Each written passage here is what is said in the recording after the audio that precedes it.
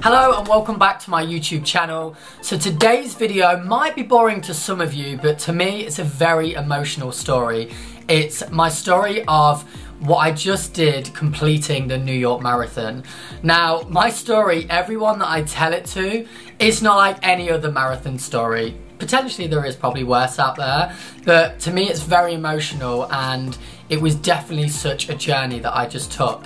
And yeah, everyone that I tell, they seem to get really upset because they say they kind of feel like they were there with me. I did just write a blog about my marathon journey, which you can go and check out on my blog, which is right there. Or I thought I would come on here and just kind of speak it out. I enjoy telling a story. I think it's something I will take to my grave, and I will be telling my grandkids and my kids when I get older, because trust me, as I said, it was a journey. So I'm going to tell you now. So we kick things off by a year ago I accepted a job with Cunard to run the New York Marathon for a charity, Team for Kids, which is an amazing charity, which I'm so glad and privileged that I get to do this for them. So we turned up in November. My parents were flying across. They paid to come and fly and support me as well, which is absolutely amazing. That they paid so much money out, about £2,000, just to come and support me. Not everyone's parents were there, so the fact that mine wanted to come and stand there in the cold and watch me already felt like so much pressure on me that I needed to not only make the team and the Cunard team proud, I also needed to make them proud as well that their son finished the New York Marathon. So yeah, there was a lot of pressure on me, and I am the kind of person who I don't like to give up. Like, no matter what, I told everyone I will finish that race, or I finished that marathon, kicking, screaming, whatever it may be, but I will crawl along that line. And that's kind of like what it was, to be honest, because I don't know if any of you have seen on my social media over the past 6 months when I started my training, I had massive problems with my legs. I've had shin splints, and I've been going to see a chiropractor and sports massages, and it just wasn't really helping that much. So I couldn't really train properly. The furthest I had actually ran before the marathon was a week before I went, and I did 10 miles. So 10 miles might seem good to the average person out there who doesn't normally run, but obviously the marathon is 26.2. So that was me like dying after 10 miles, and I had a long way to go. So I kind of just thought, let's wing it on the day and just see how we get along. And as I said, I don't give up, and I don't like to give up unless I really have to. So we arrived on the Friday, we'd gone for dinner with the team. The Saturday came, we did a bit of yoga, we did some cooking. Sunday came, I was absolutely, excuse my language, shitting myself. We drove at 5:45 in the morning to where you start on Staten Bridge, and the drive just seemed to go on forever, on and on and on, and I thought, oh my god, we've got to run all of this way back. How the hell am I going to do this? I really just didn't know. And even though we'd left at 5:30 in the morning, and we got at the actual like tent where you start at maybe, I think it was like 6:30, we didn't actually start the race until 11 o'clock. So we had to wait around for a long time, just drinking coffee, relaxing, de-stressing. There was other people obviously that were running the marathon that we were speaking to as well, and just doing stretches and yeah, just preparing ourselves for the kind of big thing we were about to take on. So 11 o'clock hit, we walked up onto Staten Bridge. There's thousands and thousands of people. The feeling inside, I honestly, if anyone's run a marathon, you'll know what I felt like. The feeling of pride being a part of something so amazing just overtook me. I felt incredible, like this rush of a feeling I've never felt before, of so much emotion going through me, and I was kind of like, let's do this, I've got this. So the klaxon went, we hit off. I was about to do what everyone normally does, get too kind of excited and sprint off. It was actually Sergio, who's another blogger that was running it with me, that said, slow down, we've got a long way to go, don't get too excited. And he was totally right. We took it at a nice pace, casually going along. We were having a laugh with people in the crowd. There was people with signs that were like, you run better than our government. If Trump can run, you can run. Smile if you need a wee, frown if you need a poo. Trust me, there was a lot of people frowning. We were high-fiving little kids that have come out to support us. Honestly, like the feeling of all of these crowds that have come out, and it was raining as well. So people standing there in the rain, clapping you and supporting you, There is no better feeling, honestly. It's insane feeling of they're all there for you. It's like probably being on the stage if you're Adele or Ed Sheeran or Sam Smith. That's how I kind of felt. I felt like I was one of them just for a day. And up to like 10 miles, everything was going great. We were having a laugh. I stuck with Sergio, so we stayed together. We were going to finish it together. Got to 11 miles and I saw my mum. And one thing I want to show you, and the reason why I want to show you is because every single time I watch this, and I'm going to watch it while I'm on camera because it might hit me. I'm not going to fake it. Every time I watch this, I get really emotional because this video that I'm going to show you really shows the pride and the support that my parents gave me. So I'm going to watch it now with you. I'm going to move to the side so I can put it up there.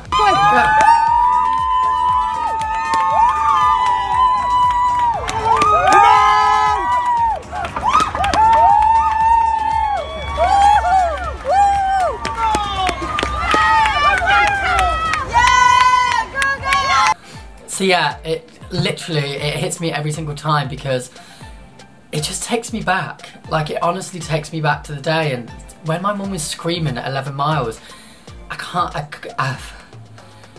just can't tell you that feeling it makes you feel like that those people have come to support you, and they're standing there. They're probably waiting there for about an hour. And yeah, they'd literally come to stand there to support you. And my mum was hilarious. She ran into the middle of the marathon to hug me.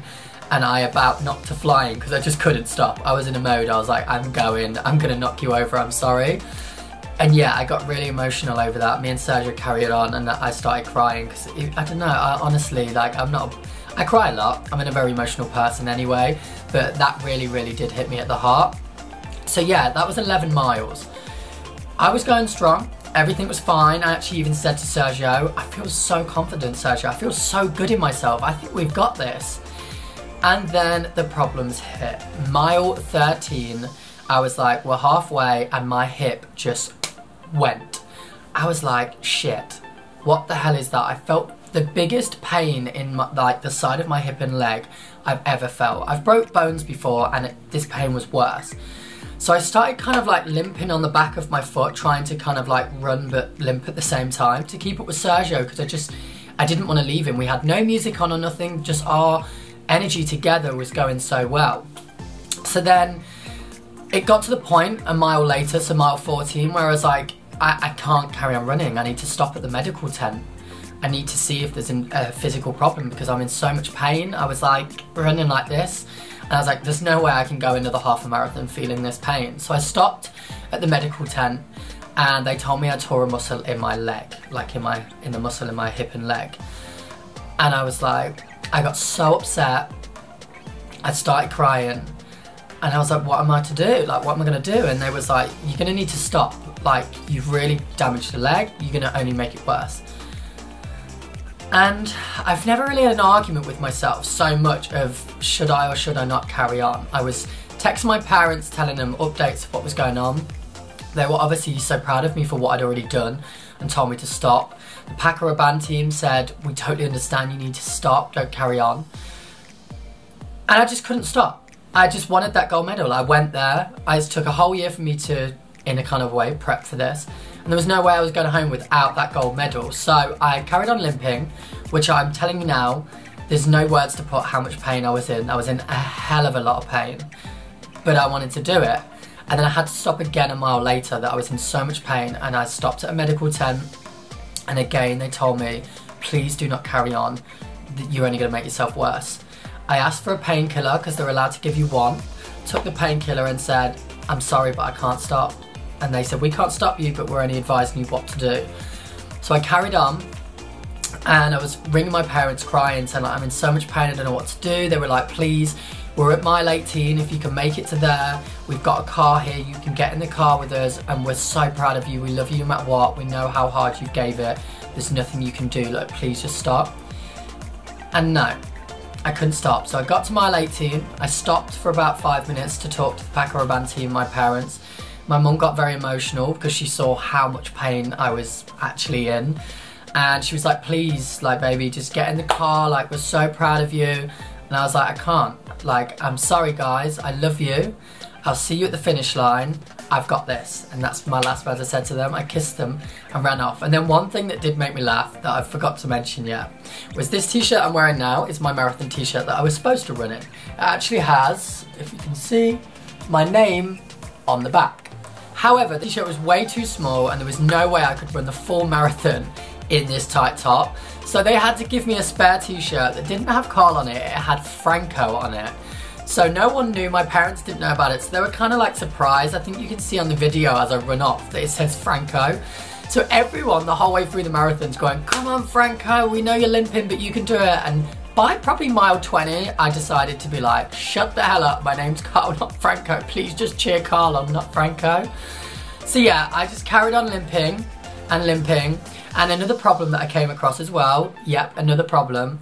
Because it was raining, my earphones were around my neck when I was with Sergio, and they got wet and they actually stopped working. So really I did half a marathon with no music, with Franco on my back, and also limping. And it was the hardest thing I've ever done. The hardest thing I think I will ever do, deciding to carry on. It seemed to take forever. I actually finished it in 6 hours 20, which I'm so proud of as well, because I think I got used to the limp and started to speed up with my limp as well. I made amazing friends along the way as well. I was encouraging other people, speaking to other people. And one thing that does get you through is there's so many people with other disabilities doing that marathon.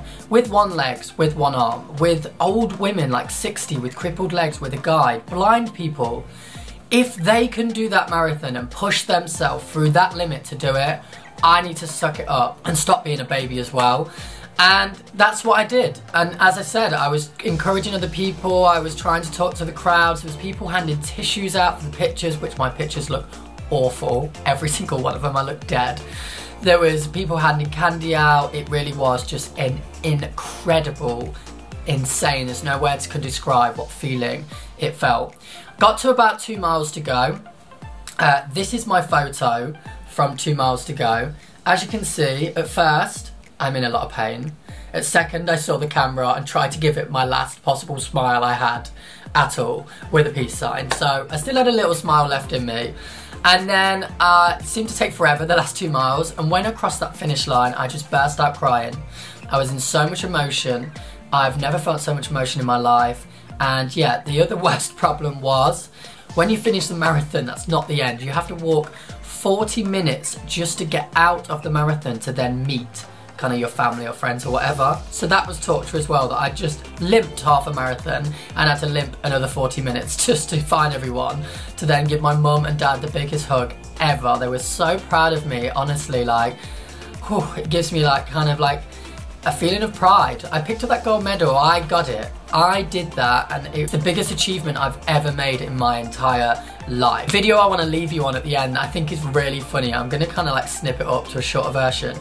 Paco Rabanne kindly took me to a cryo chamber after to freeze my leg because I couldn't physically walk. It had kind of seized up before I can get it checked out when I get home. So this is the video my dad kindly took for me. Excuse the language because there's a lot of bad language, but I'm telling you now, this was more torture than the actual marathon itself. You're gonna be here for 3 minutes. You're at, right now, you can see what temperature you're at? Mark, mine is up 128. Oh my god, it's so cold! So it's gonna be good though. This helps out with a lot of inflammation that you just. You know what's good though? It's best to talk to me. I can't talk, I'm seeing.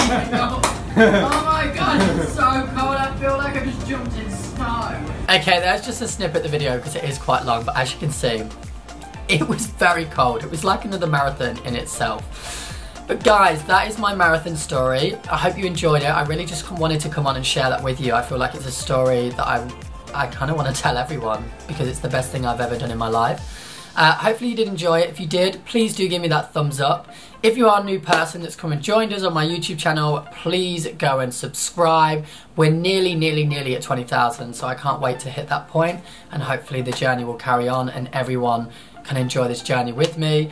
I try to make videos most Wednesdays and Sundays, so my next one will be coming very soon. But I hope you have a good day, good week, and I will see you guys on the next video. See you then.